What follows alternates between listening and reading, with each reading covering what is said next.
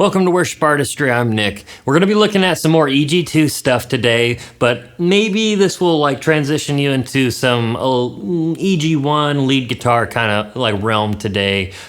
Just tipping the toes in the jacuzzi to see if it's a little warm or cool, see what it's like, you know what I mean? But these are the things that I first learned when I was transitioning from acoustic to electric and then ultimately lead guitar as well. So I just want to show you a few tips of unlocking the fretboard that I found, and it was really simple because there's so many notes right here, and it's just does this one work? Well, does this one work? Here's the deal. Within each key, there's really only 7 notes, right? So 2 with the octave. And that's what I'm going to show you today is how to find the octaves across the whole fretboard here. There's the 3 Fs. Easily I can find right now, right here. But I'll get into that in a second. But this is going to show you how to play Hosanna. There's a lead guitar line in there on the solo where it's just octaves and it's super cool. Or Lincoln Brewster, he does a lot of these kind of octaves as well. So let's just go ahead and jump right in and I'll show you what I mean. The first things first, just know the strings. Know them inside out, know them backwards, forwards, whatever you want to call it. E, A, D, G, B, E, E, B, G, D, A, E. And from there, because you know those notes are down here, now you automatically already know these notes right here on the 12th fret because they're the exact same. So you've knocked that out. So in between here are the notes we're going to learn because on the 12th fret, it starts to repeat. So looking at the low E string right now, we're going to look at the natural notes. And what the natural notes mean is just not the sharps or flats. So it's going to go literally like this. E, F, G, A, B, C, D, E, and that's where it repeats again. Everything in between those whole steps is what's called a half step, but it's going to be either a sharp or a flat. And I don't know who designated that because it means the same thing. When I was in school for music a long time ago now, they just taught us that to make it sharp, you go up. To make it flat, you go down. It's the same exact note. So this is F sharp or G flat, right? Because we know this is G and then this is F. You gotta just know those. There's no trick to it really. You just need to memorize those notes. And so that's why I'm trying to only show you the first 2 strings, and then from there there's a little bit of a trick. So again, the natural notes are always gonna be a whole step. E, F, G, A, B, C, D, and then E again as the octave. To fill in, it's going to be the F sharp, G sharp, A sharp, or honestly, I refer to this as B flat most of the time, not A sharp. But then we're going to go up to C sharp, and then D sharp. Oftentimes that's referred to as E flat as well. And again, the reason why it's called E flat is because here's the E. We're going to go down to E flat. And the reason why it's called D sharp is because here's the D. We're going to go up to the D sharp. So making it sharp is moving up 1, making it flat is moving down 1. It's really kind of up to the leader of the band or whoever is composing whatever to kind of tell you that, right? I really couldn't tell you much more than that for what it is. I just memorized that. So you should do the same thing. So moving on to the A string, it's the same idea. You have the natural notes and you have the sharps or flats. Again, because we learned the strings already, we know open is A. And then we know on the 12th fret, it's the first octave of A. And these are all just on the A string, moving all the way up. And it's important to learn all the way to the 12th fret because then you know it just repeats. So A is A, B flat, B, C, C sharp, D, D sharp, E, F, F sharp, G, G sharp, A. And I used a flat in there just because that's typically what it's called in the music I play. B flat is much more of a common term than it is to say A sharp. But that's what it is. It's just a B flat. So learn those two strings and then you're really covered because from there, I'm going to teach you how to find the octave. It's just in the major scale. It's the 8th note. Very simple, no matter where you're at.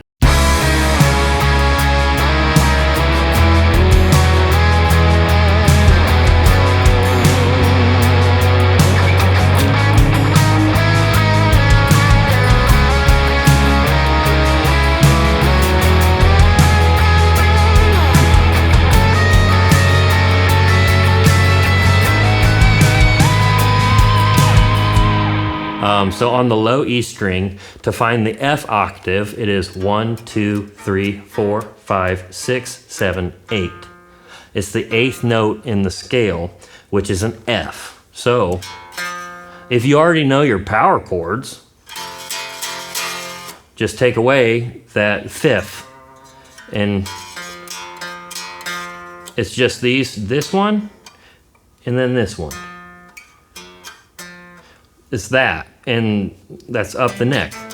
Because we know these are the whole steps, right? So F, G, A, just add your pinky, it's the same. It's just this shape. So you don't have to count 1, 2, 3, 4, 5, 6, 7, 8. All right, there it is. Now I can play the G octave. No, you don't need to do that. You just need to know this is the shape. You know, that's the D string, because it's gonna always be relative to the E string because it's the octave. So we now know F, G, A, and you can fill in the notes since you know these notes already. I'm not trying to give you too much. I don't want to spoon feed you or hold your hand, so to speak. I really think these are concepts that you can use your brain on and figure out, because it's really actually easy. It's just overwhelming because there's so many options. But back to it with the A string. If you know your power chords again, it's the 1, 5, 1. Just take away the ring finger.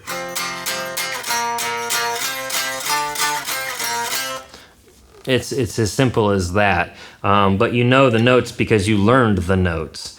That's how I did it. I can't teach you another way than that. It's just you gotta practice it. So again, to make that shape, you gotta find the 8th note in the scale. But then after that, you just know your hands are always gonna be, I'm holding my hands weird, just trying to show you. They're always gonna be on the D string and the E string for these right here. And it's the same thing for the A string. It's the same pattern for E and A. So in another video, we learned power octaves, and that's where these come in too, because again, we're finding all these octaves from our power chord, and you're just not playing that 3rd note. We're taking away the 5th. We're kind of muting that string with our fingers, right? So you want to mute that string.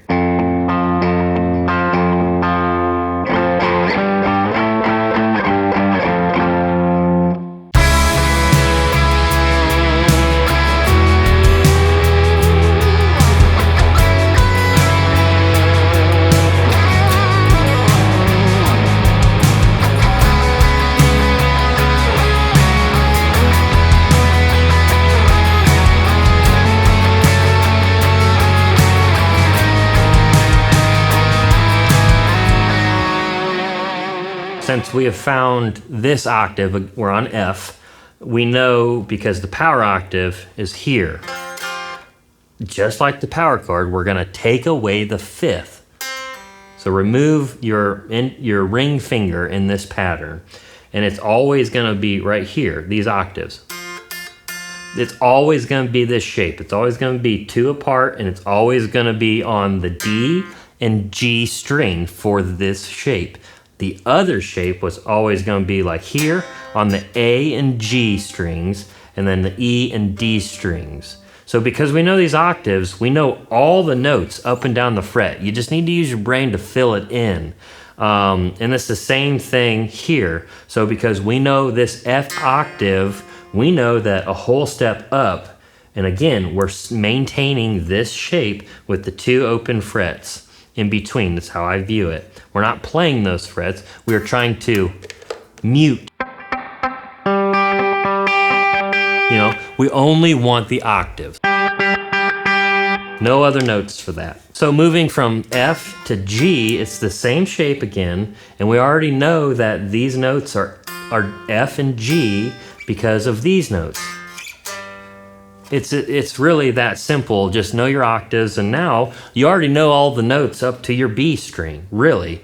And then use your brain to fill in the rest because they just repeat after the 12th fret. So for instance, this F right here, is going to be an F up here. Because it just repeats, because we're on the 3rd fret. So open, 1, 2, 3. Even though that's the 15th fret, that's how I look at it. It just is open again. The 12th fret is now 0 to me. So 0, 1, 2, 3, 4, 5, 6, 7, 8, 9. Goes all the way to the 9th fret again. It's just a higher register of these lower notes. That's really it. So as long as you can figure out the octaves of these, and you know the E string and the A string all the way to the 11th fret at minimum, you know every single note on this, because the E strings are the same. We know that these are the natural notes, F, G, A, whole steps, and then the half steps from F, F sharp, G. You fill it in with the sharps or flats, and it shouldn't be confusing because the sharp and flat is the same thing. So an F sharp is the same thing as a G flat. I don't know why that happened. It doesn't matter how it happened. Just understand that. With knowing these 2 octave shapes, you've unlocked the whole fretboard. Really, you have, and I'm not lying to you, you just really have to think about it, and you have to practice. But unlocking these shapes, you've unlocked like a lot of stuff that Lincoln Brewster does, leading up to a solo or ends a solo. It just sounds really cool, adds a lot of texture to it. Hosanna, an older song now by Hillsong, has a really great octave part in the solo in that song. And just basically you throw an octave in, like transitioning to another chord or to a triad, and people are just like kind of blown away, like, whoa, look at that little bit of flair you just added there. And you're, yeah, I practiced. Thanks for noticing. But again, if I haven't mentioned to practice this, you should, because without practice, you're never really going to be able to do it. It's an easy concept, really it is, and it's also easy for me to say it's easy, and then you on the other side to be like, well, I'm just learning this. It's not easy, actually. You've done this for a long time. You're absolutely right. I have done this for a long time, and that's why it is easy for me now. You too can make it very easy as long as you practice and keep doing it. Know the 6 strings, know the E and then the A, and then you can find the octaves all the way up. I hope this wasn't too much. I hope it was pretty easy to understand. And thank you guys so much for all the comments with all the encouragement saying this is great, this has been easy to understand. I'm just trying to teach you in a way that I taught myself and learned from other people. But if you do want to dive in a little bit further, we have plenty of things on our website, worshipartistry.com. We have bass, we have keys, vocals, guitar acoustic, drums, we have it all on there. So go check that out. We have a free like a 21-day trial. If you want to try it out, you can go do that as well. But you're going to learn just a ton of stuff in there, not just these types of tips and tricks here on YouTube. But also, if you don't want to do that, I suggest you do, but that's okay. But just subscribe and ring the bell to be notified to know when we're going to be putting out some of this kind of content. So that way you can share it, like it, comment, and do whatever else you'd like with it. But we really appreciate you. Thanks for sticking around and watching and supporting the channel.